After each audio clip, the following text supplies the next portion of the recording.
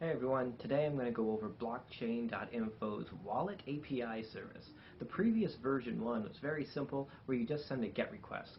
As long as you have your API access enabled, it worked. The new version 2 comes with a lot more security behind it, and with it comes with more setup. It's created a lot of confusion, and I've received a lot of requests. What it requires is a local Node.js service to run on your web server. In order to install that, you need root access to your web server, and for that, you're going to need a VPS. So that's what I'm going to show you how to do today. It's a lot less coding and a lot more setup. So hang tight while I walk you through it. If you head on over to blockchain.info's API section, you'll see they've created a notification up at the top letting you know that the versions have changed, and if you're using them, you're going to need to change the way that you're interacting with them. I previously did one on the Receive Payments API version 2 where they switched to BIP32, and now I'm going to do one on the blockchain wallet. Now some people are confused on this one, or they get stuck, and I think it all has to do with that you need a VPS because you need root access to the web server, and you need to be able to install a Node.js service on your web server. So that's what we're going to do here.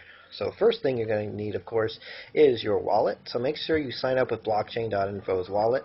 Once you do that, you're going to go ahead, log in, and head on over to the account settings area. And we just want to make sure that, go over to IP restrictions, that you have your API access enabled. So start with that. Once you have all of that, we should be good to proceed. You're going to need to take note of your wallet identifier right here, and you're going to need to know your password, of course. So mark those two things down, and that's our first step.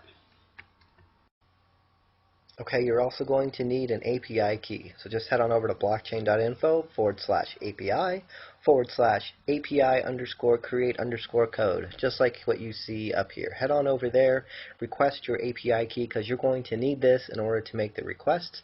It takes them about 24 hours to get back to you, so you're going to want to do this ahead of time before you're ready to start working on your application. One thing that I did notice is they ask for your URL. In my case, the URL I put in here is different than my DigitalOcean VPS, so apparently they do not have to line up.